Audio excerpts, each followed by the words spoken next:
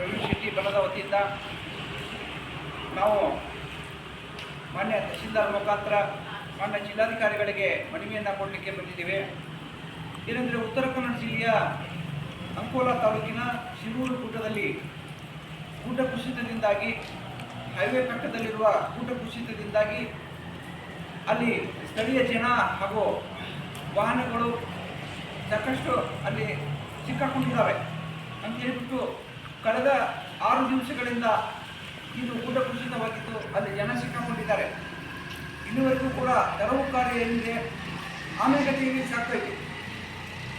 ಅಲ್ಲಿ ಸಿಕ್ಕಾಕೊಂಡಿರ್ತಕ್ಕಂಥ ಜನರನ್ನು ತೆರವುಗೊಳಿಸಲಿಕ್ಕೆ ಜಿಲ್ಲಾಡಳಿತ ಹಗಲಿ ರಾತ್ರಿ ಅನ್ನೋದೇ ಕೆಲಸ ಮಾಡಬೇಕಾಗಿತ್ತು. ಸಾಯಂಕಾಲದವರೆಗೆ ಮಾತ್ರ ಕೆಲಸವನ್ನು ಮಾಡ್ತಾ ಇದ್ದಾರೆ. ಹೀಗಾಗಿ ಅಲ್ಲಿ ಜೀವಗಳ ರಕ್ಷಣೆ ಮಾಡೋದು ಬಹಳಷ್ಟು ಮುಖ್ಯವಾಗಿದೆ. ನಮ್ಮ ಕರ್ನಾಟಕ ರಕ್ಷಣಾ ವೇದಿಕೆ ಒಂದು ಬಣಕ್ಕೆ ಅಲ್ಲಿ ಒಳಗಿರ್ತಕ್ಕಂಥ ಜನರನ್ನು ರಕ್ಷಣೆ ಮಾಡಲಿಕ್ಕೆ ಬಂದಿರತಕ್ಕಂಥ ಜನ ನಮಗೆ ಸಹಾಯ ಮಾಡಿರಿ ಅಂತ ಹೇಳ್ಬಿಟ್ಟು ಕೇಳಿದ್ದಾರೆ. ಆದರೆ ವಿಪರ್ಯಾಸ ಅಲ್ಲಿ ನಾವು ಸಹಾಯ ಮಾಡಲಿಕ್ಕೆ ಆಗೋದಿಲ್ಲ.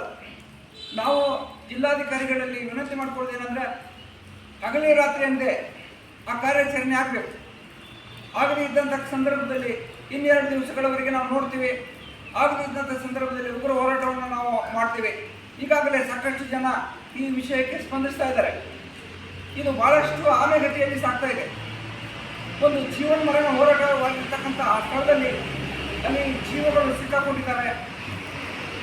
ರಾತ್ರಿ ಸಾಯಂಕಾಲದವರೆಗೆ ಮಾತ್ರ ಕೆಲಸ, ರಾತ್ರಿಯಾಗಿ ಕೆಲಸ ಆಗುವುದಿಲ್ಲ. ಆಧುನಿಕ ಸೌಲಭ್ಯಗಳನ್ನು ತೆಗೆದುಕೊಂಡು ಅಲ್ಲಿ ಸಾಕಷ್ಟು ಜನರ ನೆರವನ್ನು ಹೊಂದಿಗೆ ಕಾರ್ಯವನ್ನು ಮಾಡಬೇಕಾಗಿತ್ತು. ಆದ್ದರಿಂದ ನಾವು ಜಿಲ್ಲಾಧಿಕಾರಿಗಳಲ್ಲಿ ಈ ಮುಖಾಂತರ ಮನವಿ ಮಾಡಿಕೊಳ್ಳೋದೇನೆಂದರೆ ಶೀಘ್ರವಾಗಿ ಅದು ಕಾರ್ಯಾಚರಣೆ ಆಗಬೇಕು. ಆಗದೇ ಇದ್ದಂಥ ಸಂದರ್ಭದಲ್ಲಿ ನಾವು 12 ದಿವಸಗಳವರೆಗೆ ಕಾಯ್ತೀವಿ, ಉಗ್ರವಾದ ಹೋರಾಟವನ್ನು ನಾವು ಮಾಡ್ತೀವಿ ಅಂತ ಹೇಳ್ಬಿಟ್ಟು ಇವತ್ತಿನ ದಿವಸ ಮನವಿಯನ್ನು ಕೊಡ್ತಾ ಇದ್ದೀವಿ. ವಿಷಯ ಉತ್ತರ ಕನ್ನಡ ಜಿಲ್ಲೆಯ ಅಂಕೋಲಾ ತಾಲೂಕಿನ ಶಿರೂರು ಗುಡ್ಡ ಕುಸಿತವಾಗಿ ಇಂದಿಗೆ 7 ದಿನ ಕಳೆದಿದೆ.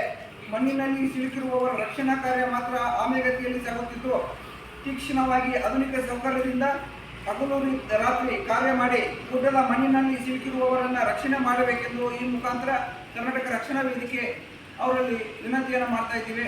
ಮನವಿಯನ್ನು ಸ್ವೀಕರಿಸಬೇಕಂತ ಹೇಳ್ಬಿಟ್ಟು ಮಾನ್ಯ ತಹಶೀಲ್ದಾರ್ ಹತ್ರ ನಾವು ವಿನಂತಿ ಮಾಡ್ತೀವಿ.